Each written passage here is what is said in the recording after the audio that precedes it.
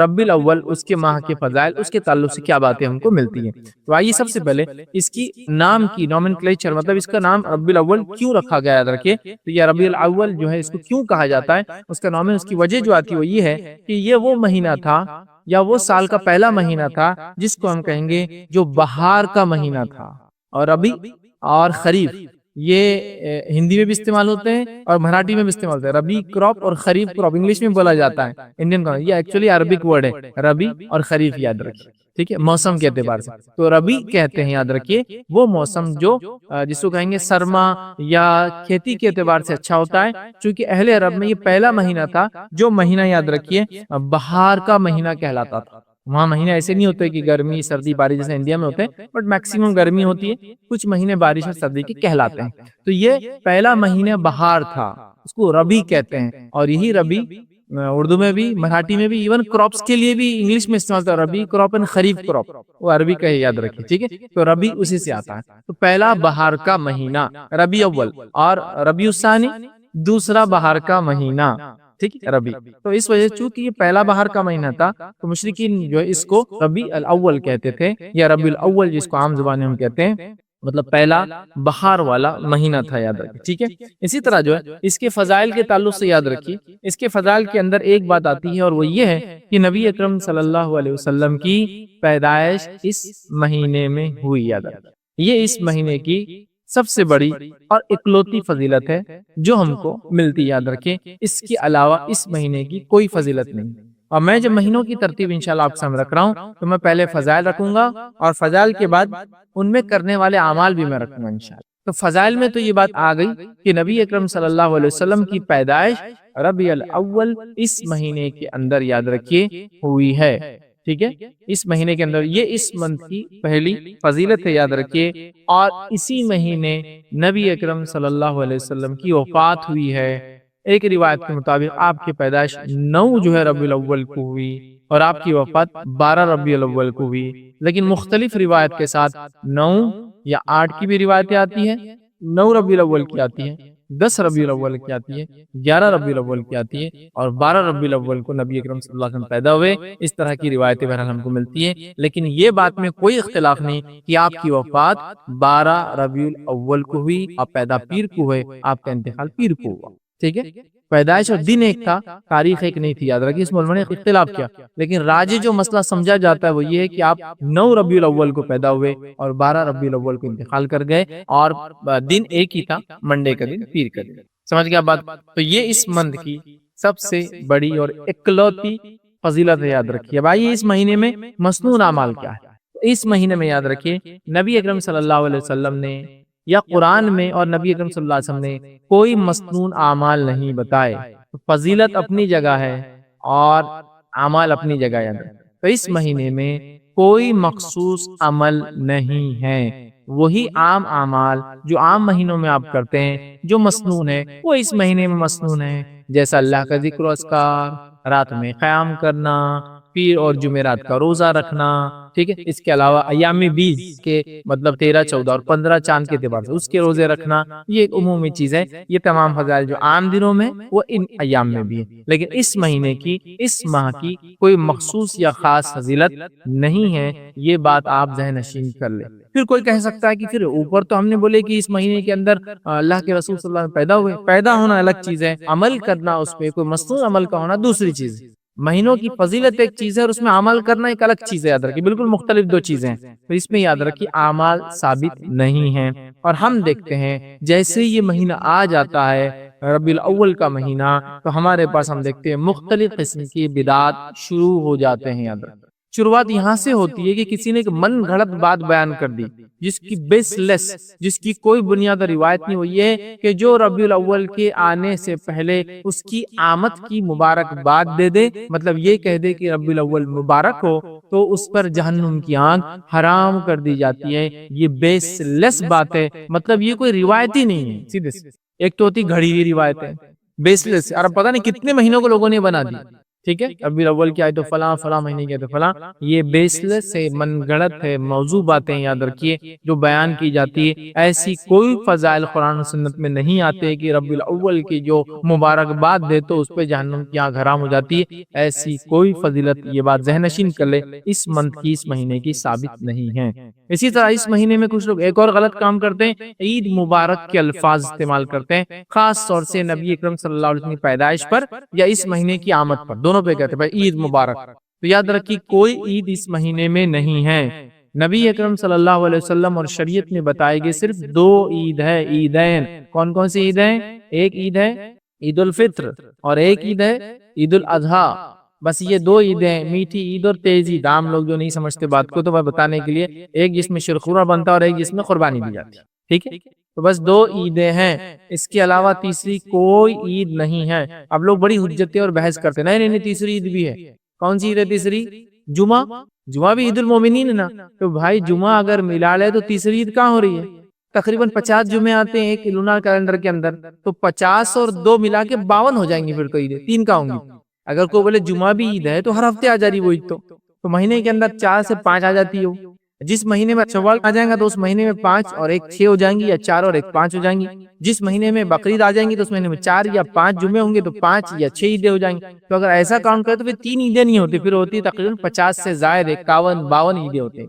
کب بولے گی نہیں نہیں نہیں، تو جو تیسری عید ہے جمعہ، تو جمعہ حکمی عید ہے، مطلب یہ حکم کی وجہ سے، اس میں عبادت کی وجہ سے، نماز کی وجہ سے، اس وجہ سے ہے۔ اور عیدین جو میں کہہ رہا ہوں وہ عیدین جو ہے سیلیبریشن کے اعتبار سے، منانے اور تہوار کے اعتبار سے ہے، یاد رکھیے۔ تو یاد رکھیے ویسی تہوار کے منانے کے اعتبار سے، سیلیبریٹ کرنے کے اعتبار سے دو عیدیں، عید الفطر عید الاضحیٰ یاد رکھیے۔ اور جمعہ بھی عید ہے لیکن وہ حکمی عید ہے، عبادت کی وجہ سے عید ہے۔ ظہر میں تخفیف ہو جاتی ہے، خطبہ کی وجہ سے 2 رکعت کم ہوتی ہے، مطلب ظہر کے بدلے جمعہ پڑھتے ہیں تو 4 کے بدلے 2 رکعت ہو جاتی ہے، خطبہ ہوتا ہے، لوگ جمع ہوتے ہیں، تو وہ حکمی عید ہے، حکم کی وجہ سے یاد رکھیے وہ عید ہے، لیکن وہ منانے اور تہوار والی عید نہیں ہے۔ تو نہ ہی اس کی خوشخبریاں دینا ہے اور نہ ہی اس کو گلے ملنا ہے، نہ ہی اس کا کوئی معاملہ ہے۔ لیکن عیدین جو ہے یہ تہوار ہے، سیلیبریشن ہے جو قوموں کو اللہ دیتا ہے، اور اس قوم کے لیے یہی 2 تہوار ہے کہ اس کے علاوہ اور کچھ بھی نہیں۔ اسی لیے آپ گلف کنٹریز میں دیکھیں گے اگر آپ کو ویکینڈ ملتا ہے سہولت کے اعتبار سے، کام کی رعایت کے اعتبار سے ہالیڈے ملتا ہے تو کتنے ملتے ہیں؟ 2 ملتے ہیں۔ پہلے کچھ زمانہ پہلے تک تھرسڈے اینڈ فرائیڈے تھا، جمعرات اور جمعہ تھا، آج کل تبدیل کر کے انہوں نے جمعہ اور ہفتہ کر دیا، فرائیڈے اینڈ سیٹرڈے کر دیا تھا، کہ تو یہ ویکینڈ کہلاتا ہے۔ اس ویکینڈ کے علاوہ آپ کو وہاں کوئی چھٹی نہیں ملیں گی سوائے پھر 2 عیدوں کی، کچھ بھی نہیں اس کے علاوہ۔ تو بہرحال یہ سیلیبریشن ہے، یہ عید ہے، یاد رکھیے اس اعتبار تو لوگ عید مبارک کہتے ہیں۔ عید کے آنے کا اعلان کرتے اس مہینے کے، یہ سب غلط ہے، یہ سب بدعت ہے، یاد رکھیے۔ محفلیں جمائی جاتی ہے، جلوس نکالے جاتے ہیں، مخصوص دن میٹھے اور کھانے بنائے جاتے ہیں۔ اس کے علاوہ مختلف قسم کے پروگرام یا تقریبات کا انعقاد کیا جاتا ہے، جشن آمد منایا جاتا ہے، یاد رکھیے یہ تمام کام۔ یا پھر اس کے لیے کیا کیا کیا جاتا ہے مجھے تفصیل میں جانے کی ضرورت، جھنڈے لگائے جاتے ہیں، محلے سجائے جاتے ہیں، اور پتہ نہیں کیا کیا ہوتا ہے، کھانے کھلائے جاتے ہیں۔ یہ تمام کام یاد رکھیے عام اعتبار سے، بغیر کسی مقصد سے کھانا کھلانا یا جمع ہونا، کوئی نیکی کرنے کا الگ بات ہے، لیکن مخصوص چونکہ کیے جاتے ہیں کسی مقصد کے تحت، یاد رکھیے اس وجہ سے یہ بدعت ہو جاتا ہے۔ کیونکہ نبی اکرم صلی اللہ علیہ وسلم کی زندگی میں یہ مہینہ 23 بار آیا نبوت کے بعد، اور بغیر نبوت کے اگر کاؤنٹ کریں تو یہ مہینہ نبی اکرم صلی اللہ علیہ وسلم کی زندگی میں 63 بار آیا۔ ان 63 سالوں میں یا 23 سالوں میں کبھی آپ نے کوئی جشن، عید، مبارکباد، جلوس، جلائز، جمع ہونا، کھانا پینا کچھ نہیں کیا۔ اس کے بعد صحابہ کے زمانے میں خلفاء راشدین کا دور 30 سالہ ہے، 30 سال میں ربیع الاول میں کچھ نہیں ہوا الگ۔ اس کے بعد صحابہ کا دور یا صحابہ کا جو دور ہے وہ 100 سال چلا نبی اکرم صلی اللہ علیہ وسلم کے بعد، تو کل ہوا 110 سال۔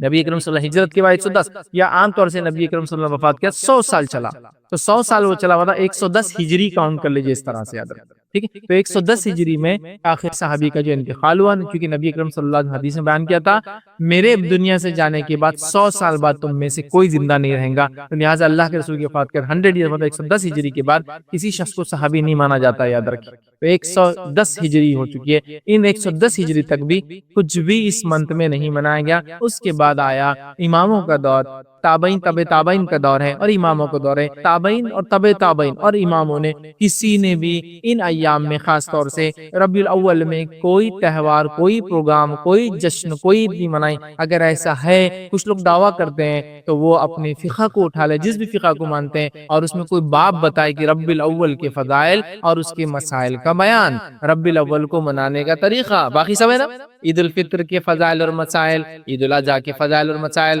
رمضان کے فضائل اور مسائل۔ تو بتائیے یہ عید اگر ہے تو کیا فضائل اور کیا مسائل ہے اس کے؟ آپ کہیں گے نہیں تو میرے بھائیوں اس کو تعصب سے مت سنیے میری بات کو، یہ نہیں کہ یار یہ تو ہمارا مخالف ہے، نہیں، عقل لڑائیے۔ جو کام نبی اکرم صلی اللہ علیہ وسلم، خلفاء راشدین، اصحاب رسول، تابعین، تبع تابعین، امام اور سلف صالحین نے کیا، تم اور میں کر کے یہ کیسے کر سکتے کہ اس مہینے میں کیا جائے؟ تو یہ ثابت شرعاً کچھ بھی نہیں ہے۔ اور کوئی کہے یہ تقاضا ہے نبی کی محبت کا، تو ایسی محبت کا اظہار کسی نے بھی اللہ کے رسول صلی اللہ علیہ وسلم کی زندگی میں، صحابہ نے اپنی زندگی میں، تابعین نے یا تبع تابعین نے یا اماموں نے نہیں منایا، نہیں کیا۔ تو یہ بات سمجھنے کی ضرورت ہے۔ جس ٹاپک کو ہم نے شروع کیا تھا محرم کے تعلق سے، اور چند باتیں محرم، اس کا واقعہ اور اس کی فضیلت کے تعلق سے آپ کے سامنے رکھنے کی جو ہے کوشش کی تھی، اس بار انشاءاللہ عزیز اس کی دوسری کڑی اور دوسرا حصہ ہم دیکھیں گے۔ پچھلی مرتبہ میں نے آپ کے سامنے محرم کے تعلق سے 5 اس کے فضائل رکھے تھے، اور یہ بات بھی میں نے رکھنے کی کوشش کی تھی کہ جو جس طرح سے محرم کو آج کل منایا جاتا ہے، یہ اس کے منانے کا طریقہ نہیں، یاد رکھیے۔ اور جب نبی اکرم صلی اللہ علیہ وسلم اس دنیا سے گئے، محرم خاص طور سے عاشورے کا جو دن تھا، اس میں روزہ رکھ کے نبی اکرم صلی اللہ علیہ وسلم نے شکرانہ ادا کیا تھا، اور مسلمانوں کو بھی اس کا حکم دیا تھا، اس خوشی میں، جس خوشی میں کہ یہودی بھی جو ہے اس دن عید مناتے تھے، اور وہ تھی کہ موسیٰ علیہ السلام کو اللہ رب العزت نے اس دن جو ہے فرعون سے اور اس کے ظلم سے نجات دی تھی، بلکہ نہ صرف نجات دی تھی، روایت میں تو یہ بھی آتا صحیح مسلم کی کہ اس دن فرعون بھی غرق ہوا اور اس کی قوم کے ظالم لوگ بھی غرق ہوئے تھے، یاد رکھیے۔ تو بہرحال جب نبی اکرم صلی اللہ علیہ وسلم دنیا سے گئے تو ایک طرح سے یہ خوشی کا دن تھا، یاد رکھیے، خاص طور سے عاشورے کا دن۔ پھر ہم نے دیکھا تھا جو محرم کے تعلق سے کہ محرم جو ہے اس کے اندر عاشورہ آتا ہے، اس کی 10 تاریخ ہے، اس کے روزے کے تعلق سے کچھ باتیں رکھی۔ اس کے بعد ہم نے دیکھا تھا کہ محرم کا جو مہینہ ہے، یاد رکھیے، وہ حرمت والا مہینہ ہے، ٹھیک۔ اسی کے ساتھ ساتھ وہ جو ہے اللہ تعالیٰ کا جو مہینہ ہے، نبی اکرم صلی اللہ علیہ وسلم فرمایا کہ محرم جو ہے یہ اللہ تعالیٰ کا مہینہ ہے، وہ ہم نے دیکھا تھا، یاد رکھیے۔ اسی طرح ہم نے دیکھا تھا، یاد رکھیے، جو احترام والے مہینے ہیں، محترم مہینے ہیں، حرمت والے مہینے ہیں، اس کے اندر محرم سب سے افضل، یاد رکھیے، مہینہ ہے، ٹھیک ہے۔ اس کے اندر نبی اکرم صلی اللہ علیہ وسلم کثرت سے روزے رکھتے تھے، یہ بات بھی ہم نے دیکھی تھی، یاد رکھی، اور بہت زیادہ روزے رکھتے تھے۔ میں یہ نہیں کہوں گا کہ پورے ماہ کے، پورے مہینے کے، بٹ میکسیمم بہت زیادہ روزے آپ رکھا کرتے تھے، تو لہٰذا کوشش کرنی چاہیے ہم بھی اس مہینے میں زیادہ سے زیادہ جو ہے روزے رکھیں۔ اب آئیے آگے بڑھتے ہیں اور کچھ باتیں اور دیکھتے ہیں اس مہینے کے فضائل کے تعلق سے، اور کچھ باتیں جاننے کی کوشش کرتے ہیں۔ تو محرم میں یاد رکھیے یہ عاشورے کا دن ہے، یاد رکھیے، اور عاشورہ یاد رکھیے ایک اہم دن ہے، یاد رکھیے۔ کچھ روایتوں کے مطابق، جس میں سے ایک صحیح مسلم کی روایت ہے، نبی اکرم صلی اللہ علیہ وسلم نے اس مہینے کو یا اس دن کو جو ہے اللہ کی طرف سے محترم قرار دیا، یاد رکھیے۔ تو گویا یہ جو دن ہے خاص طور سے عاشورے کا، یہ بڑی اہمیت کا حامل دن ہے، یاد رکھیے۔ اور اس کے پیچھے ایک واقعہ بھی انشاءاللہ جیسے ہم دیکھیں گے۔ تو اس دن کا ہمیں کوشش کرنا چاہیے کہ ہم روزہ رکھیں۔ نبی اکرم صلی اللہ علیہ وسلم فرمایا کہ جو شخص اس دن کا روزہ رکھیں گا، مجھے اللہ سے گمان ہے کہ اللہ تعالیٰ اس کے پچھلے سال کے گناہ معاف کر دے گا۔ اور یاد رکھیے جو روایتوں کے اندر اس طرح کے الفاظ آتے ہیں، جیسے کہ ذوالحجہ کے اندر جو ہے جو ایک روزہ رکھیں گا وہ 2 سال کے گناہوں کا کفارہ ہے، یہاں جو ایک روزہ رکھیں گا وہ جو ہے یا 2 روزے 9، 10 اور 10، 11 کا، تو وہ جو 1 سال کے گناہوں کا کفارہ ہے۔ اسی طرح روایتوں میں آتا ہے ایک نماز سے دوسری نماز کے بیچ کے گناہ مٹ جاتے ہیں۔ اسی طرح روایتوں میں آتا ہے ایک جمعہ سے دوسرے جمعہ تک انسان عمل کرے گناہ اس کے مٹ جاتے ہیں، ٹھیک ہے۔ اسی طرح روایتوں میں آتا ہے جب انسان وضو کرتا ہے تو اس کے گناہ دھل جاتے ہیں۔ یہ تمام روایتوں کا معاملہ یہ ہے کہ یہ سب کے سب صغائر کے اوپر ہوتی ہے، صغیرہ گناہوں پر ہے، کبیرہ گناہ بغیر توبہ کے معاف نہیں ہوتے، یاد رکھیں۔ اور اس کے اندر خاص طور سے اگر وہ انسانوں کا اس میں معاملہ تھا، حقوق العباد کا معاملہ تھا، ان سے بھی توبہ کے بغیر نہیں ہوتے، یاد رکھیں۔ تو اگر اللہ کے معاملے میں آپ نے گناہ کبیرہ کیا، شرک ہو گیا، بدعت ہو گیا، کوئی غلط کام کر دیا، توبہ کر لے تو اللہ کا معاملہ۔ لیکن بندے اگر آ جائے تو اللہ سے بھی توبہ ہے اور بندوں سے بھی معافی ہو جاتی ہے، پھر یاد رکھیں۔ تو یہ بھی اس کا ایک ایڈیشنل پارٹ ہو جاتا ہے جب حقوق العباد کے اندر توبہ کا معاملہ آتا ہے۔ بہرحال تو تمام 1 سال کے صغیرہ گناہ ہمارے اس سے انشاءاللہ عزیز معاف ہو جائیں گے۔ تو ہر کسی کو چاہیے کوشش کرے کہ یہ روزہ رکھے۔ روایتوں کے اندر یہاں تک آتا ہے کہ لوگ جو ہے بچوں کو اپنے یہ روزہ رکھواتے ہیں، اپنے چھوٹے چھوٹے بچوں کو مدینہ کے اندر روزہ رکھواتے اور اس روزے کو رکھوانے سے پہلے وہ جو ہے کاٹن کی کپاس کی جو گڑیا وغیرہ بنا لیتے اور پھر وہ کہتے ہیں کہ جب بچے روزہ رکھتے اور کبھی ضد کرتے کھانے کی تو ہم یہ گڑیا وغیرہ ان کو کھیلنے کے لیے دے دیتے تاکہ وہ اس سے مشغول ہو جائے اور روزے کو کنٹینیو کرے۔ اس سے ایک بات پتہ چلی کہ صحابہ اپنے بچوں کو عادت ڈالنے کے لیے روزے رکھواتے تھے، حالانکہ وہ چھوٹے ہوتے تھے، مطلب یہ بالغ نہیں ہوئے، روزہ تو بالغ ہونے کے بعد فرض ہوتا ہے، لیکن آپ خود سوچئے کہ بالغ ہوتے ہی وہ سارے روزے رکھ سکتا ہے؟ نہیں، پہلے سے کچھ نہ کچھ پریکٹس ضروری ہے۔ جیسے کہ رمضان کو لے لیجئے، ایک بچے کے لیے پھر ضروری ہے کہ رمضان کے روزے رکھیں، لیکن رمضان کا روزہ کیا وہ اچانک رکھیں گا؟ نہیں، تو آپ کو چھوٹی عمر سے، چھوٹی سے مراد بہت چھوٹے بچوں کو میں نہیں کہہ رہا ہوں، لیکن ایسی عمر سے اس میں سمجھداری رکھتا ہے، اب نماز کو مسجد آ رہا ہے، سمجھ لیجئے 7 سال میں تو حدیث میں بچوں کو مسجد لاؤ، ہے نا، 10 سال کی نہ ہے تو مارو، تو 7 سال سے اب کچھ روزے شروع کر سکتے ہیں، 1 2 3 5 10، ہے نا، اس کے بعد جب وہ بالغ ہو جائیں گا تو انشاءاللہ اس پورے رکھیں گا۔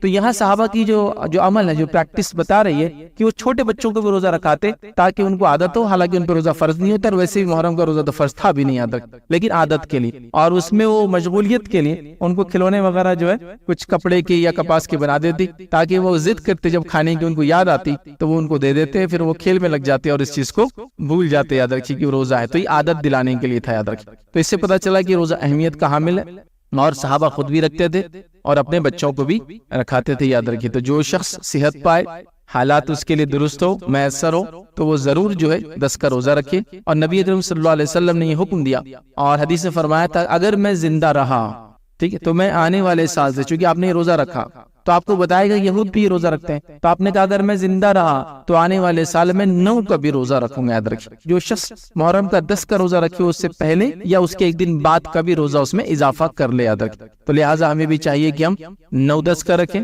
ہمارے علاقے کے اندر 10-11 بہت مشہور اور معروف ہے، بہرحال 10-11 رکھنا چاہے 10-11 رکھیں، لیکن 9-10 کا رکھ لیں، ٹھیک ہے، تو یہ اچھا ہے۔ اگر کسی وجہ سے آپ کا ایک ہی روزہ ہو، دوسرا روزہ نہ رکھ پائے، یا نہ پہلے کا رکھ پائے نہ بعد کا رکھ پائے، تو ایک روزہ بھی انشاءاللہ جس کافی، یاد رکھیں۔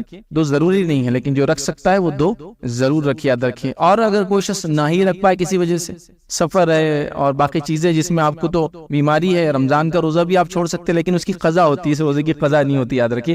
لہٰذا وہ چھوڑنا بھی چاہے کسی وجہ سے تو شرعی عذر سے بالکل چھوڑ سکتا ہے، وہ گناہگار اس کی وجہ سے نہیں ہوں گا، رکھیں گا تو ثواب کا مستحق ہوں گا، صغائر اس کے معاف ہوں گے، اور اگر صغیرہ گناہ نہ ہوں گے تو اس کو اجر ملیں گا اس چیز کا کہ اس نے جو ہے روزہ رکھا، یاد رکھے۔ تو لہٰذا ہم کوشش کریں کہ اس روزے کو ضرور رکھے، یاد رکھے، ٹھیک ہے۔ اسی کے ساتھ ساتھ یاد رکھیں، آئیے اس واقعے کی طرف بڑھتے ہیں جس واقعے کی وجہ سے اللہ کے رسول صلی اللہ علیہ وسلم نے یہ روزہ رکھا، اور جو میں نے بات بیان کی تھی کہ یہ جس نبی اکرم صلی اللہ علیہ وسلم جب دنیا سے گئے اس روزے کو آپ نے شکرانے میں رکھا، پچھلے امت کے لیے، یاد رکھیں، موسیٰ علیہ السلام کی قوم کے لیے کہ اللہ نے ان کو نجات دی تھی، یاد رکھیں۔ تو یہ واقعہ یوں تھا کہ نبی اکرم صلی اللہ علیہ وسلم جب جو ہے مکہ کے اندر بھی، یاد رکھیں، مشرکین مکہ اس دن کی حرمت کرتے اور اس دن روزہ رکھا کرتے تھے، مشرکین کس وجہ سے وہ روایتوں میں نہیں آتا ہے، لیکن جب آپ مدینے آئے تو مدینے کے اندر یہود و نصارہ بھی اس روزے کو رکھتے تھے، یاد رکھیں، بلکہ اس دن ان کی عورتیں خوشیاں مناتی، زیورات پہنتی، نئے کپڑے پہنتے، ایک طرح سے عید کا دن تھا ان کے لیے۔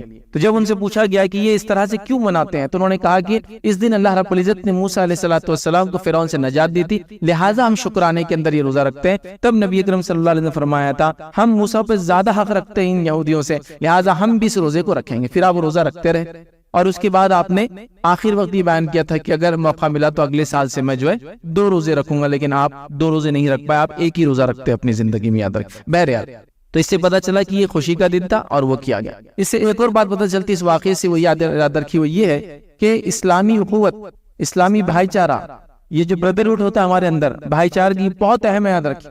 دیکھیے موسیٰ علیہ السلام ہزاروں سال پہلے آ کے گئے ہیں، نبی اکرم صلی اللہ علیہ وسلم ان کے ہزاروں سال بعد آ رہے ہیں، لیکن اس خوشی میں آپ بھی شامل ہو رہے ہیں، چونکہ یہ اخوت کا، بھائی چارے کی تقاضا، یاد رکھیں کہ وہ مسلمان تھے، اللہ نے ان کو نجات دی تھی، وہ ان کے لیے خوشی کا دن تھا، نبی اکرم صلی اللہ علیہ وسلم نے اس چیز پر عمل کیا اور خوشی کا اظہار کیا، اللہ کا شکر ادا کر کے روزہ رکھ کے، یاد رکھیں۔ تو اس سے پتہ چلتا ہے کہ اسلامی بھائی چارہ بڑی اہم چیز ہے، یاد رکھیں، جس کو ہم نے بہت آسانی سے چھوڑ دیا، یا آج کل ہم کہتے ہیں وہ کچھ موجود بھی نہیں، یاد رکھیں۔ ہم لوگ بالکل انتظار کر رہے ہیں کہ کب موقع ملے کسی دوسرے مسلمان کی جان، مال اور عزت کو میں پامال کر سکوں، مجھے موقع ملے تو میں یہ کر دوں گا، مطلب موقع ملے تو اس پہ ہاتھ اٹھا دیا، اس کی عزت پامال کیا آپ نے، اس پہ اگر ہاتھ اٹھایا اس کو نقصان ہوا تو جانی نقصان آپ نے اس کو کیا۔ اسی طرح اس کے مال کو برباد کرنا ایک عام بات ہے نا، گاڑی خراب کرنے سے لے کے چیزوں کو توڑ پھوڑ کرنے سے لے کر گھر کے رنگ خراب کرنے سے لے کر ان کے مطلب جس کو خوشیوں میں خوشی نہ ہو کہ اس کے زوال کی امیدیں کر کر کے ہم لوگ اپنے بھائی چارے کو برباد کر رہے ہیں۔ لیکن دیکھیے اسلامی بھائی چارے کا سبق دیکھیے کہ ہزاروں سال پہلے قوم آئی ہے، لیکن وہ ہم تھے، وہ مسلمان تھے، تو اللہ کے رسول صلی اللہ علیہ وسلم یہ اخوت کا تقاضا بتا رہے کہ ہم بھی شامل ہوں گے اس چیز کے اندر۔ اور بڑی عجیب بات ہے، یاد رکھیے آج مسلمان کسی چیز کے اندر یاد رکھیے کسی کے شامل نہیں، اس کو کسی کی خوشی دیکھ کر اپنے بھائی کی اس کو برا لگ رہا ہے، کسی کے غم کو دیکھ کر وہ خوش ہو رہا ہے کہ اس کا نقصان ہوا، اس کا مطلب وہ غم سے، اس کا مطلب میرے لیے وہ خوشی کا دن ہے۔ آپ دیکھیے تمام چیزیں بالکل عام ہیں، مطلب میں اس کے لیے خاص نہیں بول رہا ہوں۔ کسی نے گھر بنا لیا، آپ دیکھیے جو ہے لوگوں کی حسد اس انسان کی طرف کہ کیسے ہو سکتا ہے۔ کسی کی بچیوں کی شادی اللہ رب العزت نے آسانی سے اور کروا دی کم عمر میں، تو اس کو اس سے بھی جلنے والا ہے ایسا کیسے ہوا۔ کسی کو اللہ نے اچھی صحت دے دی، کسی کو اولاد دے دی، کسی کو لڑکے دے دیے، کسی کو خوبصورت اولاد دے دی، کسی کو تعلیم یافتہ پڑھی لکھی ذہن نشین اچھی، ہر چیز کے اوپر حسد و جلن کا معاملہ ہے۔ تو کیسے ہم ایسی خود قائم کر سکیں گے جو اتنے ہزار سال بعد بھی باقی تھی، یاد رکھیں۔ تو یہ سبق تھا یاد رکھیے اس واقعے سے، جو اللہ کے رسول صلی اللہ علیہ وسلم روزہ رکھ رہے ہیں، خوشی میں شامل ہو رہے ہیں، ہمارے لیے بہت بڑا سبق ہے مسلمانوں اس کے اندر، کہ یہ اخوت، یہ تقاضا ہم بھی باقی رکھیں۔ لیکن آج چونکہ ہم میں حسد جلن اور دوسروں کو کھینچنا اتنا عام ہو چکا ہے، ہم نہ کسی مسلمان کی غم میں شامل ہیں نہ اس کی خوشیوں میں شامل ہیں، یہ بھائی چارہ مکمل ختم ہو چکا ہے نا۔ اور علاقائیت نے جو زمینوں کا بٹوارا ہوا اور علاقائیت ہوئی نا، نیشنلزم بولتے ہیں اس کو انگلش کے اندر، کہ وطن پرستی، قوم پرستی بھی نہیں بولیں گے، وطن پرستی، تو یہ وطن پرستی نے تو پھر ہر چیز کا بیڑا غرق کر دیا۔ وہاں کوئی ڈوب کر مرتا ہے تو وہ ان کا معاملہ ہے، یہاں کوئی جل کر مرتا ہے مار دیا جاتا ہے یہ ان کا معاملہ ہے، وہاں کوئی بم ڈال کے مار دیا جاتا ہے وہ ان کا معاملہ ہے، یہاں فلاں، وہ سب اپنے اپنے معاملات یاد رکھیں۔ حتیٰ کہ حالت یہ ہے کہ ہم لوگوں کی لاشوں کو لینا پسند کرتے ہیں لیکن زندوں کو نہیں لے سکتے، چونکہ ویزا اور پاسپورٹ کا مسئلہ ہے۔ یہ مسلم ممالک کی بات کر رہا ہوں، آپ نے یہ حالات دیکھی ہے نا، آپ نے حالت دیکھے شام کے اندر جو جنگ ہوئی، اس کے بعد لوگ جا کر ترکی کے ساحلوں سے ٹکرا کر مرے، لیکن لیا نہیں گیا، لاشوں کو دفنایا گیا، لیا نہیں گیا۔ روہنگیا مسلمانوں کے ساتھ یہی کیا گیا انڈونیشیا ملیشیا میں، جب اپنے جہازوں میں نکل کے پہنچ گئے، لاشوں کو تو لے کے دفنایا گیا لیکن زندوں کو لیا نہیں جا سکتا، اس لیے کہ پاسپورٹ اور ویزے کا مسئلہ ہے، نیشنلٹی کا مسئلہ ہے۔ تو یہ سب چیزیں آپ بہرحال دیکھ سکتے ہیں۔ تو وہ اخوت، وہ بھائی چارہ، وہ محبت، وہ لگاؤ، وہ ختم ہو چکا ہے جو ایمانی بنیادوں پہ ہوتا ہے، یاد رکھیں۔ آج وہ ختم ہو چکا ہے جس کے نتیجے میں قوم بودا ہو چکی ہے، قوم ہلکی ہو چکی ہے، قوم کا خون ہلکا ہو چکا ہے، اور دشمن کے لیے آپ پر حملہ کرنا آسان ہو چکا ہے۔ میں آپ کو ایک مثال دیتا ہوں، ایک گھر میں 10 نہیں، صرف 2 بھائی ہو، 10 بہت بڑی مثال ہے، 2 بھائی ہو اور اتحاد کے ساتھ رہتے ہو تو کسی کی مجال نہیں، پورے محلے میں ان کے اوپر آنکھ اٹھا کر دیں گے۔ صرف 2 بھائیوں کی مثال دے رہا ہوں، لیکن اتحاد پہ رہتے ہیں۔ لیکن 10 بھائی ہو اور اتحاد پہ نہ ہو تو آپ دیکھیے ہر بھائی کو غلام بنا کے استعمال کیا جا سکتا ہے، کیونکہ دوسرا خوش ہو رہا ہے۔ جس کی دوسری مثال میں آپ کو دے سکتا ہوں کہ ایک جنگل ہے، اس جنگل میں سمجھو 4 سانڈ ہیں، بل ہے، میل ہے، ہوتا ہے نا کسی بھی اس کا ایسا کہ جانور کے اندر بیل لے لیجیے آپ یا بھینسا لے لیجیے، وہ بل ہوتا ہے، میل بولتے ہیں اس کو۔ 4 سانڈ ہیں۔ اب شیر دیکھتا ہے چاروں کو ایک ساتھ نہیں کھا سکتا۔ آپ نے دیکھا نا جب سانڈ پہ جو شیر حملہ کرتا ہے بفیلوز کے اوپر جنگلی، وہ مار دیتے ہیں اس کو کبھی کبھار۔ واقعات دیکھیں انٹرنیٹ پہ آپ کو ملیں گے ویڈیو، شیر کو مار دیے نا بھینسوں نے، تو وہ دیکھتا ہے کہ نہیں میں تو ان پہ اٹیک نہیں کر سکتا، تو وہ کیا کرتا ہے 3 سے مشاورت کرتا ہے، مشورہ کرتا ہے اور کہتا ہے تم 3 بہت اچھے لوگ ہو، مجھے خالی اس کو سزا دینے کا موقع دو، جو چوتھا ہے وہ ٹھیک بھی نہیں ہے اور فلاں ہے، تم سے فلاں ہے۔ 3 بولتے ہیں اچھا ٹھیک ہے تم ان سے بدلہ لے لو، پھر وہ ایک کو کھا لیتا ہے۔ اب بچے کتنے؟ 3 سانڈ بچے۔ پھر وہ 3 کے پاس آتا ہے، بولتا ہے ارے تم تینوں میں جو 2 کے پاس آتا ہے اور کہتا ہے تم دونوں بہت اچھے ہو فلاں ہے، بس مجھے اس کے ساتھ موقع دو، تم سے تو میرا کوئی لینا دینا ہی نہیں، تمہارا اپنا تو بالکل اچھا چل رہا ہے۔ وہ بولتے ٹھیک، پھر اس کو کہا جاتا ہے۔ ایسا کر کے جو ہے پورے وہ چیزیں یا دشمن جو ہے ان کو ختم کر دیتا ہے۔ تو دشمن کو، مسلمانوں کو ختم کرنے کے لیے ان کو جو ہے ایکسٹرنل پاور کی ضرورت نہیں یاد رکھی، وہ اگر ہم کو ہی اندر سے برباد کر دے تو پھر کوئی چیز ہم کو وہ نہیں کر سکتے ہیں۔ تو یہ بڑی اہم چیز ہے۔ تو اس واقعے میں جو اللہ کے رسول نے روزہ رکھا 10 کا، یہ خوشی میں جو شامل ہوئے، یہ بھائی چارے کا ایک میسج ہے، یہ اخوت کا ایک میسج ہے۔ میں آپ کو جوش میں نہیں لانا چاہتا ہوں، میں چاہتا ہوں کہ ہوش میں آؤ۔ جوش میں آنے سے کچھ نہیں ہوتا ہے، ہوش میں آؤ، سمجھو یہ بھائی چارہ ایمانی بنیاد پہ کیا ہوتا ہے، اس کے تقاضے کیا ہوتے ہیں، اس کو کتنا برداشت کرنا پڑتا ہے، اس کے لیے کیا کچھ نہیں کرنا پڑتا ہے۔ یاد رکھیں، اس چیز کو سوچو، اس چیز کے بارے میں سمجھو۔ ایک چھوٹا سا واقعہ آپ کو سناتا ہوں، عمر بن خطاب رضی اللہ عنہ کا دور ہے، صحابہ کو آپ نے ذمہ دار بنایا ایک علاقے کا، آپ ذمہ داری کے ساتھ ساتھ بزنس بھی کرتے رہے۔ حضرت عمر نے بلایا اور کہا تجارت سے جتنا تم نے کمایا ہے تم اس کو لوٹا دو، اس کو صدقہ کر دو، چونکہ لوگ اس طرح کا الزام لگا رہے، چونکہ تم ذمہ دار ہو، اسٹیٹ سے اپوائنٹڈ ہو، اس کے بعد تم بزنس بھی کر رہے ہو، یہ درست نہیں ہے۔ تو پھر حضرت عمر کے کہنے پر اس صحابی نے لوٹا دیا۔ تو لہٰذا یہ سب مثالیں ہیں مطلب بھائی چارگی کی یہ ایسی مثالیں ہیں جس کو آپ یہ ہم سمجھ بھی نہیں سکتے. نبی اکرم صلی اللہ علیہ وسلم نے اس بھائی چارگی کے لیے بہت کچھ کیا. یاد رکھیں ایک اور چھوٹا سا واقعہ سناتا ہوں کہ ماریا قبطیہ یہ نبی اکرم صلی اللہ علیہ وسلم کو جو ہے تحفے میں دی گئی تھی. یاد رکھیں قبطیہ یہ کوپٹک تھی. مصر، سوڈان، ایریٹریا، ابیسینیا جس کو کہتے ہیں آج کا ایتھوپیا جس کو بولتے ہیں، اس علاقوں کوپٹک بولتے ہیں. قبطی جو کرسچنز آج بھی ہوتے کوپٹک، ٹھیک ہے، یہ قدیم قوم ہے. یاد رکھیں آج مصر میں پائی جاتی ہے. تو بہرحال وہ قبطیہ تھی، ماریا قبطیہ ان کا نام اسی لیے پڑا. تو نبی اکرم صلی اللہ علیہ وسلم نے صحابہ سے یہ کہا تھا کہ تم جب ایجپٹ پہ مصر پہ جو اٹیک کرو گے تو فلاں قبیلے سے ماریا تعلق رکھتی ہے تو اس کا لحاظ رکھنا. عامر بن عاص رضی اللہ عنہ کا زمانہ ہے. آپ عمر بن خطاب کی طرف سے اپوائنٹ کیے گئے کہ آپ جائیں گے مصر کے لیے، فاتح مصر آپ کہلاتے ہیں. جب مصر کو فتح کیا اور خاص طور سے اس علاقے کو فتح کیا جہاں ماریا قبطیہ تھی، جہاں کی تھی، تو کہا ان لوگوں کے ساتھ کوئی بدسلوکی نہیں کی جائیں گی، ان لوگوں کے ساتھ نرم معاملہ کیا جائیں گے، ان کے ساتھ فلاں کیا جائے گا، چونکہ یہ نبی اکرم صلی اللہ علیہ وسلم کے رشتہ داروں میں سے. مطلب چونکہ وہ ایک علاقے کی تھی، آپ نے علاقے والوں کو ترجیح دی کہ ان پہ ظلم مت کرنا. اندازہ لگائیے آپ، مطلب ایک خاتون جہاں سے تھی جن سے آپ کو اولاد ہوئی، آپ نے اس علاقے سے کہا ان کے ساتھ اچھائی کا معاملہ کرنا، اور نبی کے علاوہ کوئی نہیں کر سکتا ہے. تو یہ بھائی چارگی کا میسج اور پیغام تھا ہم کو، لیکن بہرحال ہم اس پیغام کو بھول گئے، نہ جانے کس روش اور کس اس پہ لگ گئے. تو یہ جو واقعہ تھا اللہ کے رسول کا روزہ رکھنا میں بتانا چاہ رہا تھا، یہ بڑی نصیحت لے کر ہمارے لیے آیا ہے کہ ہم بھی ایسی اخوت، ایسے بھائی چارے کو ترجیح دیں اور مسلمانوں کی آپسی محبت کو کبھی ختم نہ ہونے دیں. چھوٹی چھوٹی باتوں سے رنجشیں، لڑائی جھگڑا، فتنے فساد بالکل بھی نہ کریں. اور دشمن کیا چالیں چلیں گے اور پالیسی بنائیں گے وہ دوسری چیز ہے، سیکنڈ کیس ہے. ہم خود اپنے خلاف کیا کیا کر رہے ہیں اور اللہ رب العزت کی طرف سے لعنت کو اور بربادی اور ہلاکت کو دعوت دے رہے ہیں. یاد رکھ، تو لہٰذا ہم کوشش کریں اب بھائی چارگی کو سب سے مقدم یاد رکھیں، چاہے وہ جہاں بھی ہو.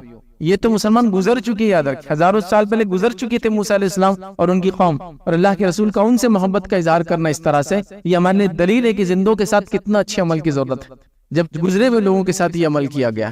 تو لہٰذا یہ واقعہ نبی اکرم صلی اللہ علیہ وسلم کو روزہ رکھنا یہ زبردست پیغام مجھے اور آپ کو دیتا ہے. اب آئیے اس سے بھی ہم آگے بڑھتے ہیں. اس واقعے کے بعد جو ہے اس مہینے کے تعلق سے اور بھی مختصر بس تھوڑی سی جو باتیں میرے ذہن میں آپ کے سامنے میں رکھتا ہوں، چونکہ ہم پورے ماہ کی بات کر رہے ہیں. تو اس مہینے کے اندر جو چیز کامنلی دیکھی جاتی ہے، یاد رکھیے، جو ہو رہی ہے یاد رکھیے، اس میں سب سے بڑی چیز یہ ہے کہ جو غلط چیزیں جو رائج کر چکی ہے، جب بھی محرم آتا ہے تو مخصوص لباس وغیرہ میں نے سب آپ کو رکھ دیا تھا پچھلی بار کہ لوگ مخصوص لباس پہنتے ہیں، مخصوص کھانے کھاتے ہیں، تو یہ رواج درست نہیں یاد رکھے. تو سب سے پہلے یاد رکھیے محرم کی 10 تاریخ کو ہم نے خاص طور سے کربلا سے جوڑ دیا. صرف یہ خاص طور سے کربلا سے کبھی جڑی نہیں تھی. جب نبی اکرم صلی اللہ علیہ وسلم دنیا سے گئے، شریعت مکمل ہو گئی، تب تک یہ موسیٰ علیہ السلام سے جڑا تھا واقعہ. یہ 10 کی تاریخ موسیٰ علیہ السلام سے جڑی تھی. جب شریعت مکمل ہو گئی، اب کوئی بھی واقعہ، کوئی بھی سانحہ، کوئی بھی غم، کوئی بھی خوشی نہ عید کے اندر تیسری عید ایڈ کر سکتی ہے، نہ جو دن نبی اکرم صلی اللہ علیہ وسلم نے بتا دیا اس کے اندر کوئی چیز کی تبدیلی لا سکتی ہے. تو نبی اکرم صلی اللہ علیہ وسلم نے شکرانے میں روزہ رکھ کے خوشی منائی. اب یہ دن غم کا کبھی نہیں ہو سکتا. یاد رکھیے واقعات ہوتے رہیں گے. اب بڑے سے بڑے شخصیت کا، چاہے وہ ابوبکر صدیق کیوں نہ ہو، ان کی وفات بھی جو ہے تبدیلی نہیں لا سکتی. اچھا آپ سوچئے، خود علی ابن ابی طالب رضی اللہ عنہ، ان کو بھی تو جو ہے ان کی بھی انتقال ہوا، ان کی بھی شہادت ہوئی، ان کے اوپر کیوں نہیں وہ دن کو منا رہے ہیں؟ ایک مخصوص دن کو جس میں خوشی منائے گی، جس کا حکم کیا گیا، اس کو کیا کیا گیا؟ تو میں نے آپ کو پچھلی بار بتایا تھا، مسلمانوں کو ان کے آبا اور اجداد اسلاف کی وفات پر یہ غم کے نام پر خوشی منانے کا ایک سسٹم تھا جو خاص طور سے یہود اور نصارہ کی ایک چال تھی، اور مسلمان اس میں سب کے سب پھنسے. 10 محرم غم کا دن ہے، لیکن اعمال پورے خوشی کے، نئے کپڑے پہنے جا رہے، بازار اور میلہ لگ رہا ہے، بچے خوشی منا رہے، روٹ اور چونگے کھائے جا رہے، شربت اور مانڈے وہ کیے جا رہے، اور آپ بول رہے غم کا ہے. کس نے غم پہ ایسا کیا؟ مجھے تو نہیں معلوم غم کے اوپر کوئی ایسی خوشی مناتا ہے نا. 22 رجب کو بھی ایک اعمال کیا جاتا کنڈے کے نام سے. اس دن امیر معاویہ کی شہادت ہوئی تھی، اور امیر معاویہ امیر تھے، اور آپ نے بہت آئرن فسٹ جس کو بولتے نا، ایک دم مضبوط ہاتھ سے جو کنٹرول کیا تھا، اور ہر قسم کی فتنے فساد کو کچل دیا تھا. اب خوشی منانے والے کو ایک ہی طریقہ خوشی منانے کا، وہ تھا چھپ کے. آپ دیکھیے اس کا پورا عمل چھپ کے ہی ہے نا. پردے کی آڑ میں بنایا جائے گا میٹھا، باہر کسی کو بتایا نہیں جائے گا، شام سے پہلے ختم کیا جائے گا، بچا ہوا پھینک دیا جائے گا. یہ ہوتا تھا، ہم نے بچپن میں دیکھا بچا ہوا میٹھا مسجد کی مچھلیوں کو یا گڑا لوگ دفنا دیتے تھے.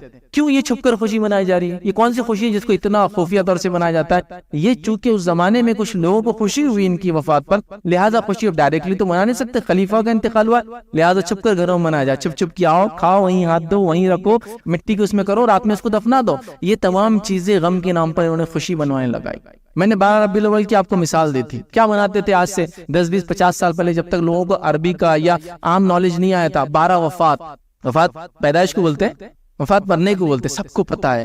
تو وفات منا رہے تھے 12 وفات. اب عید میلاد کر دیا آپ نے اس کو. تو عید ایک جوڑ دی جو کہ عید ثابت بھی نہیں ہے. دو عیدیں، تیسری جوڑ نہیں سکتی. اب یاد رکھیں، تو کوئی خوشی اور کوئی غم یاد رکھیے اب کسی دن کی اہمیت کو بڑھا نہیں سکتا، کم نہیں کر سکتا. جو شریعت نے بتا دیا بس جب تک وہ فنش ہو گیا. تو اس دن کا معاملہ شکرانے کا تھا، اس دن کا معاملہ روزے کا تھا، اس دن کا معاملہ وہ اخوت بھائی چارے کو یاد کرنے کا تھا، اس دن کا معاملہ جو ہے محبت الفت مسلمانوں کی بڑھانے کا تھا اور خوشی کا تھا. تو واقع ہوتے رہیں گے، اور بھی واقع ہوئے تاریخ میں. خود ان کے بڑے بھائی حضرت حسن رضی اللہ عنہ کی بھی شہادت ہوئی ہے نا. تو ان کے لیے بھی آپ دیکھیے حسن رضی اللہ عنہ کے تعلق سے نہیں مناتے، حضرت حسین کی تو غم منایا جا رہا ہے، حضرت حسن کا نہیں منایا جا رہا. اور حضرت علی کو اور بھی اولادیں تھی، یاد رکھیے ہے نا. حضرت فاطمہ سے آپ کو حسن، حسین، محسن یاد رکھیے، اور لڑکی تھی یاد رکھیے آپ. لیکن لوگ تاریخ یہ سب نہیں بتاتے. اور یہ ایک بیوی سے تھا. حضرت فاطمہ کی وفات کے بعد جو اللہ کے رسول کے 6 مہینے بعد ان کا انتقال ہوا، آپ نے اور بھی نکاح کیا، اور آپ کی وفات کے بعد آپ کی 2 بیویاں تھی یاد رکھیے، اور سب سے اولادیں تھی آپ.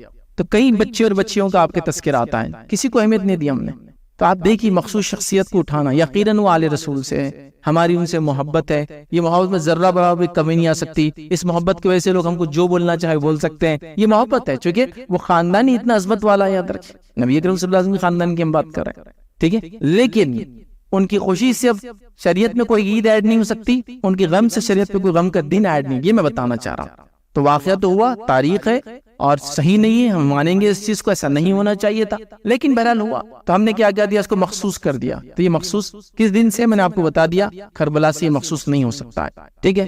اسی طرح پورے محرم کو منحوس سمجھا جاتا ہے، بالکل غلط بات.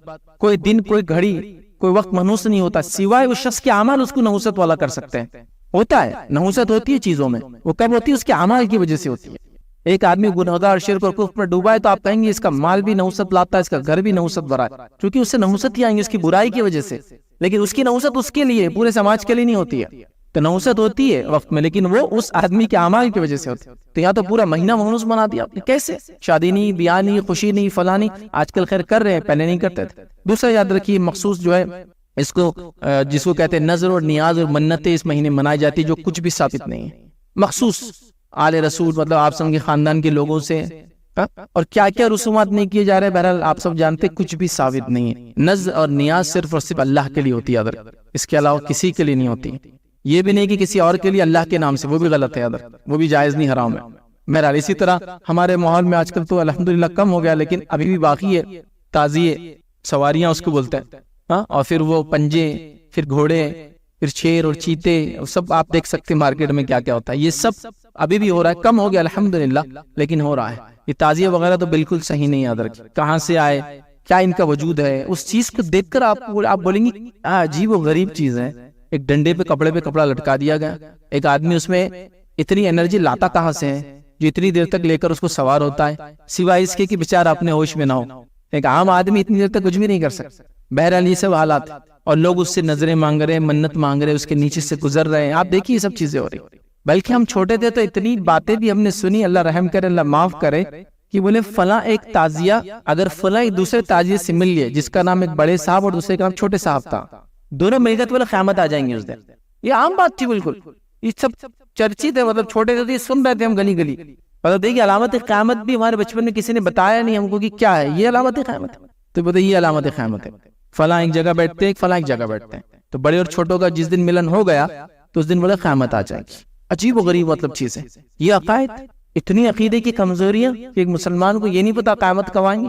اتنے واضح طور سے اللہ کے رسول صلی اللہ علیہ وسلم نے اپنے الفاظ میں بیان کر دیا، احادیث کے اندر بیان کر دیا، اس کے باوجود یہ حال. تو بہرحال یہ سب چیزیں، تو یہ سب بھی ہو رہا ہے. یاد رکھیں ماحول مارکیٹ میں بچنا چاہیے، بچوں کو بچانا چاہیے، روک سکتے تو روکنا بھی چاہیے، محبت کے ساتھ، علم کے ساتھ سمجھانا بھی چاہیے، تاکہ وہ لوگ جو یہ کام کرتے دھیرے دھیرے چھوڑ دے. چونکہ ہمارے وہ بھائی ہے جہالت کی وجہ سے کرتے ہیں، ہم ان کے خلاف بات نہیں کریں. جہالت، نالج نہیں ہے، نالج آ جائے گا انشاءاللہ چیزیں چلی جائیں گی. ایک زمانہ تھا سارے لوگ ایسی حرکتیں کرتے تھے، دھیرے دھیرے علم آیا، جماعتوں نے کام کیا، مختلف تنظیمیں آئی، شخصیات آئی، کام آیا اور تبدیلیاں آئی. تو بہرحال ابھی بھی اصلاح کی بہت ضرورت ہے، اس کام کو چھوڑنا نہیں چاہیے. میں خاص کیوں کہہ رہا ہوں، ہم لوگ چونکہ اب جان ہی رہے تو ہم سمجھ رہے ہو نہیں رہا ہے، ویسا نہیں ہے، ہو رہا ہے، بڑے پیمانے پہ ہو رہا ہے. پہلے آدھا کلومیٹر ہوتا تھا، اب 2 کلومیٹر کے روڈ بند ہو رہے، تو ہو رہا ہے. سمجھائیے، منائیے، لوگوں کو سکھائیے، علم دینا یہ اصل چیز ہے. یاد رکھیے. اسی طرح جو ہے 10 محرم کو میلے وغیرہ لگائے جاتے ہیں، ٹھیک ہے. اسی طرح کچھ روایتیں بیان کی جاتی کہ اس روز جو اپنے گھر والوں پہ رزق میں کشادگی کریں گا اللہ سال بھر برکت دیں گا. نبی اکرم صلی اللہ علیہ وسلم روزے رکھے اور آپ بول رہے ہیں رزق میں کشادگی. آپ صلی اللہ علیہ وسلم روزہ رکھ رہے ہیں اور روزہ پورے دن کا ہوتا ہے، یاد رکھیں. پھر سورج نکلنے کے پہلے سے ڈوبنے تک تو دن چلا جاتا ہے. کشادگی والی روایتیں صحیح نہیں، یاد رکھیے. تو اس دن کشادگی نہیں کرنا، روزہ رکھنا ہے، یاد رکھیے. اسی طرح جو ہے اس مہینے کے اندر خاص طور سے جو آخری پوائنٹ رہے گا، صحابہ پہ لوگ لعن طعن کرتے ہیں. کون کیا کیسے آپ سب جانتے ہیں، لعن طعن کرتے ہیں، یاد رکھیے. برا بھلا کہتے ہیں، ہم بھی شامل ہیں اور وہ بھی شامل ہے، سب اس کا حصہ ہی، یاد رکھیں. یہاں سے بات صحابہ پہ لعن طعن کوئی نہیں کر سکتا، یاد رکھیے. بہت بڑی جسارت ہے، بہت بڑی جسارت ہے. صحابہ پہ لعن طعن کرنا، زبان درازی کرنا، منہ کھولنا. میں ایسا ہی کہتا ہوں کہ آسمان کی طرف دیکھ کر تھوکنا ہے، وہ تھوک واپس اپنے منہ پہ آتا ہے. اب آسمان کی طرف دیکھ کے تھوک سکتے ہیں کیا؟ وہ منہ پہ آتا ہے اپنے اڑ کر.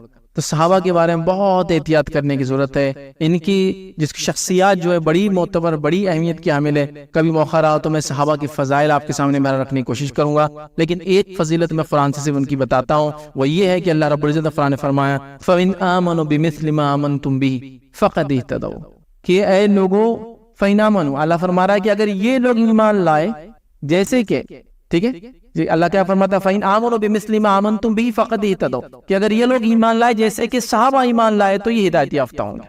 کہ اگر یہ لوگ ایمان لائے، دیگر لوگوں کو بتایا جا رہا ہے ویسے کیسے، جیسے صحابہ ایمان لائے تو یہ ہدایت پہ رہیں گے. تو صحابہ کی ایمان کو کسوٹی اور معیار بنا دیا گیا دوسروں کی ایمان کے لیے کہ ایسا لاؤ تو تم کامیاب ہو، تو ہدایت یافتہ ہو. اب اندازہ لگاؤ کہ صحابہ کے ایمان کو معیار بنا دیا گیا، کسوٹی بنا دیا گیا کہ اگر یہ ایمان لائے ویسے جیسے کہ صحابہ ایمان لائے تو یہ ہدایت یافتہ ہوں. صحابہ کی ایمان کو کسوٹی بنایا گیا. میں سمجھتا ہوں اس سے بڑی کوئی بات نہیں ہو سکتی. یہ وہ شخصیات ہے، یاد رکھیں. بڑی ان کی عظمت ہے، یاد رکھیں. بہت اونچا مقام ہے، یاد رکھیں. اور کتنا کہ میں بتا نہیں سکتا، یاد رکھیں. صرف یہ کہہ سکتا کہ دنیا کے تمام یاد رکھیں نیکوکار لوگ بھی مل جائے تو ایک صحابی کے درجے کو نہیں پہنچ سکتے. اور دنیا کے تمام اصحاب جو الگ الگ انبیاء کے تھے وہ سب بھی مل جائے تو ایک نبی کے مقام کو نہیں پہنچ سکتے. صحابی کا مقام بہت اونچا ہوتا ہے، یاد رکھیں، بہت اونچا ہوتا ہے. انبیاء کی ایمان کی خصوصیت یہ وہ صرف بڑھتا ہے. صحابہ کی ایمان کی خصوصیت ہے وہ ایک لیول کو جا کے پہنچ جاتا ہے. اور ہمارے ایمان کا معاملہ ہے بڑھتا بھی ہے اور گھٹتا بھی، یاد رکھیں. بڑھتا بھی اور گھٹتا بھی ہے. صحابہ کے لیول کو پہنچ کے رک گیا، انبیاء کا صرف بڑھتا ہے، ہمارا بڑھتا اور گھٹتا ہے. تو یہ وہ شخصیات ہیں جن کی زبان میں قرآن اترا. کبھی کبھار ان کے لیے قرآن اترا، کبھی کبھار ان کی نصیحت پہ قرآن اترا، ان کی غلطی کو بتانے کے لیے قرآن اترا، ان کے اچھے اعمال کی تعریف کرنے کے لیے قرآن اترا. تو اندازہ لگائیے یہ وہ ذات ہے، یہ وہ شخصیت ہے. اور یہ کیسی ذات ہے صحابہ کی؟ ان کی خصوصیت یہ ہے کہ سورہ فتح میں اللہ رب العزت نے فرمایا کہ اللہ رب العزت نے ان کی مثال توریت اور انجیل میں پہلے سے بیان کر دی تھی. یہ صحابہ کا مقام ہے کہ ان کی مثالیں توریت اور انجیل میں تھی. اور توریت کی انہی مثالوں کی وجہ سے عمر ابن خطاب رضی اللہ عنہ کو بغیر جنگ کے القدس بیت المقدس دے دیا گیا تھا. یہ بیت المقدس کی تاریخ آپ اٹھا کے پڑھ لیجئے. بیت المقدس پہ 42 بڑی بڑی جنگیں ہوئی، یاد رکھیے. 100 بار اس شہر کا محاصرہ ہوا جہاں مسجد اقصی ہے، یاد رکھیے. تاریخ یہ گواہی دیتی کہ سب سے زیادہ جانیں کسی شہر کے لیے گئی ہے تو وہ یہی شہر ہے، یاد رکھیے. تاریخ گواہی دیتی کہ سب سے زیادہ پورے جنگیں اگر تاریخ میں لڑی گئی تو اسی شہر کے لڑی گئی. لیکن تاریخ اس کی بھی گواہی دیتی کہ ایک بار ایسا موقع آیا بغیر جنگ کے یہ شہر سونپ دیا گیا. اور وہ کس کو سونپ دیا گیا تھا؟ عمر ابن خطاب کو. کیوں؟ اس لیے کہ یہودیوں کی کتاب میں اور نصرانیوں کی کتاب میں یہ لکھا تھا کہ صحابہ کی مثالیں تھی اور اس میں یہ مثال تھی اور اوصاف تھے فلاں قسم کا حکمراں آئے گا تو اس کو چابیاں خاموشی کے ساتھ دے دینی چاہیے، جنگ کی ضرورت نہیں تھی، اور دے دی گئی. تو یہ مثالیں موجود ہونے کی وجہ سے صحابہ کی توریت اور انجیل میں، قرآن میں اللہ رب العزت فرمایا کہ ان کی مثال توریت اور انجیل میں تھی. تو اندازہ لگائیے یہ وہ ذاتیں اور شخصیت ہیں. تو کبھی بھی یاد رکھیں، سمجھ کے رہنا اس معاملے میں. کبھی بھی کسی کے بارے میں منہ اٹھا دیا عام لوگوں کے بارے میں، وہ بھی گناہ ہے. صحابی کے بارے میں تو پھر تو ایمان کا معاملہ ہے. چونکہ صحابہ سے محبت یہ دین ہے، اسلام ہے اور یہ ایمان ہے، یاد رکھیں. ان سے بغض اور نفرت یاد رکھیں یہ نفاق ہے، یہ گناہ ہے، یاد رکھیں. اور یہ کفر تک بھی لے جاتا ہے، یاد رکھیں. تو لہٰذا بہت احتیاط کی ضرورت ہے صحابہ کی شخصیت کا جہاں معاملہ ہے. تو لہٰذا اس مہینے میں لوگ بڑا صحابہ کو لعن طعن کرتے ہیں. میں کہوں گا یہ جسارت، یہ غلطی مت کرنا کبھی. بہت جس کو کہیں گے نا دنیا اور آخرت برباد کرنے والا عمل ہے. تو بہرحال چند باتیں تھی جو محرم کے تعلق سے، اس ماہ کے تعلق سے میں نے مناسب سمجھی آپ تمام کے سامنے رکھوں. اللہ رب العزت سے دعا ہے کہ اللہ سبحانہ تعالی ہم تمام کو دین کی صحیح سمجھ عطا فرمائے اور اس کے مطابق عمل کرنے کی توفیق عطا فرمائے۔ اللہ رب العزت ہمیں اس چیز کی توفیق دے کہ ہم اس کی کتاب کو پڑھیں اور اس کو سمجھیں، اس کے پیغام کو اپنی زندگیوں میں لاگو کریں اور اس پیغام کو انسانیت تک پہنچائیں۔ اللہ رب العزت ہمیں اپنی نسلوں کو جو ہے کتاب و سنت پر قائم رکھنے والا جو بنائے۔ اللہ رب العزت جو تنگ دست ہے، پریشان حال ہے، مصیبت زدہ ہے، بیمار ہے، ان تمام کی مشکلوں کو، بیماریوں کو، مصیبتوں کو جو ہے دور کرے